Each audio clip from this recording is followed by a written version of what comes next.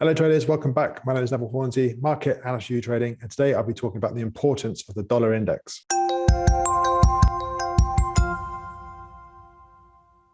Okay, before we actually take a look at the USD index, I just want to look at the Forex heat map. Every day I look at the YouTrading.com website, check out this heat map here, and you get a quick sort of indication of which currencies are doing better against the others. So today, if we look at the JPY, the Japanese yen, it's red across the board, so it's relatively weak against everything else. And then just below it, the pound is also green across the board, so that's doing relatively well against everything else this morning. Looking to the US dollar, this is just obviously not doing so well against some of these pairs. It's a mix, so the actual dollar itself could be on the turn.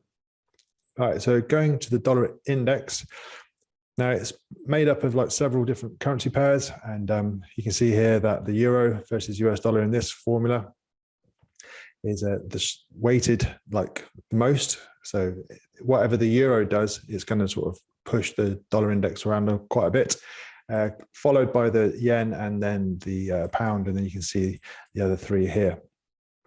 Now, the dollar index, according to this website, the Federal Reserve created the official DXY index in 1973.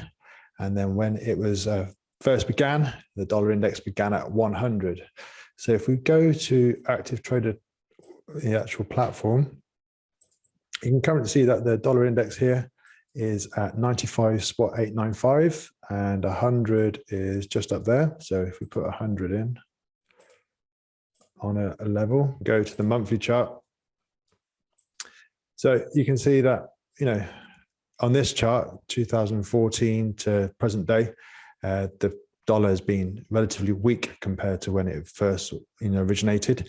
Obviously, looking at the monthly chart, we've had some big bullish moves off the lows of 89. But if we go back to here, it said that the all-time high was 163 and the all-time low was 71.58. So a bit of indecision across the dollar itself. Lots of people are saying that it's going to lose its reserve sort of status, but in reality, it's doing relatively well. All right, so how do I use it? Well, if you go to a 4-hourly chart and then sort of pan out so you can actually see quite a lot of data. So this is going all the way back to end of September now.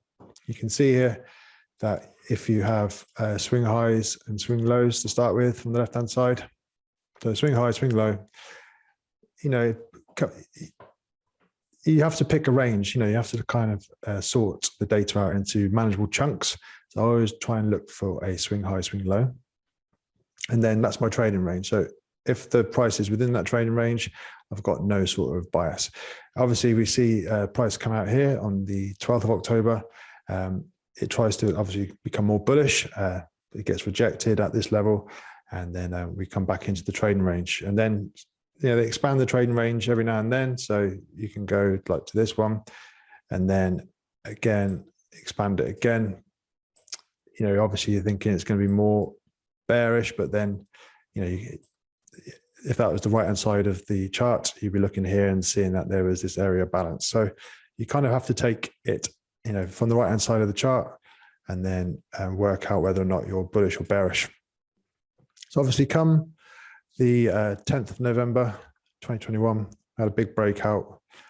We're out of this range, and then we start moving up. So everyone becomes bullish. And once you start getting a bias for, whether or not the currency pair is bullish, these whole higher highs, higher lows comes into play. So as long as we're making higher highs and higher lows, we can say that the bull trend is intact. And then when we get double bottoms like this, we can say there's going to be some sort of liquidity under there. Obviously, traders were in a bull trend here. That was all good. And then as they started to reverse that trend, it came back down here to test this swing low. They liked what they saw again on the 30th of November, and they rejected this level, so they didn't accept below this price, so up it went again. So there's going to be some stops under here because obviously we've had a bit of a momentum to the downside. So all this is like forming a new bias. I'll be looking to see if these stops get swept, if the liquidity gets taken, if this price gets rejected and we go up higher back towards 100. And that's kind of where we are at the moment. So in context, we've been making higher highs, higher lows for a long time. So if I just put a channel around this, so we broke out of this trading range, we're in an ascending channel. We've got an uptrend going on. I can't seem to move this. There we go. We come out of this channel. So if I put an arrow here, say how we came out. So we're out of this channel here, and we then started trading into this channel. Obviously, we're still in the trading range that I talked about before. So we've got a swing low here and then a swing high here. So whilst we're within this trading range, there is the possibility of this bullish momentum carrying up to the upside. And I'll be super bullish if we were to get back above $96.90 to $97. Or I'll start to look for a more bearish sort of scenario if we were to take this liquidity, accept below $95.50, and then start coming back down towards this previous trading range. So that's what I'm looking for at the moment, and that's how I basically look for relative strength. You start off seeing how the day's sort of panning out for everybody else. Obviously, the euro moves the dollar index a lot more than all the other pairs. So if you look at the euro is strong. So I'm expecting to see the dollar index come under a bit of pressure. We've also, need to look at the economic calendar, see if there's any sort of tier one news coming out that's going to affect the dollar index itself. So if there's a Fed chair person like Jerome Powell the last couple of days testifying, or US Treasury Secretary Yellen talking, that's going to, possibly move the dollar index itself. If there's NFP like there is on Friday, we could be sort of pivoting around, like a whole number, like $96 until we get the NFP number. And then once we've got all the tier one data for the week sort of baked in, then we could move out of this range come next week. So at the moment, like I said, I think the dollar index is kind of pivoting between $95.50 and $96 to $97. So in that range, got to be careful. But the momentum has started to drift towards the downside, and we have got this liquidity where I think price will come and test at least.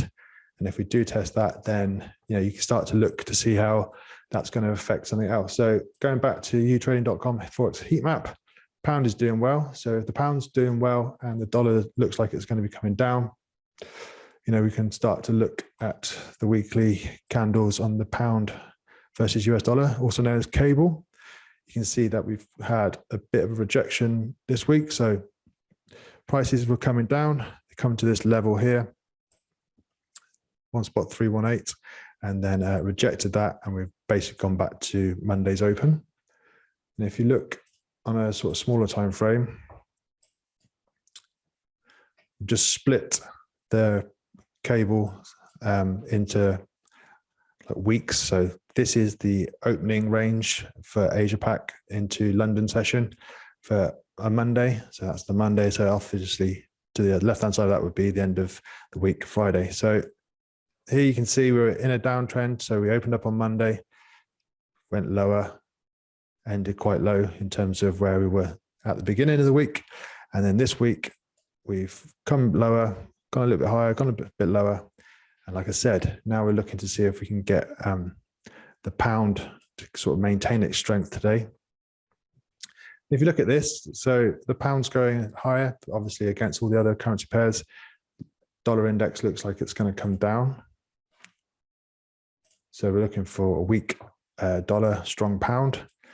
And relative to where the pound started this week, obviously we're into the first of the London session of the week, that range. So if we were to get back above that level, 1.335, or better still, if we can get above the high of 1.337, which came in on the 30th of November, which was Tuesday.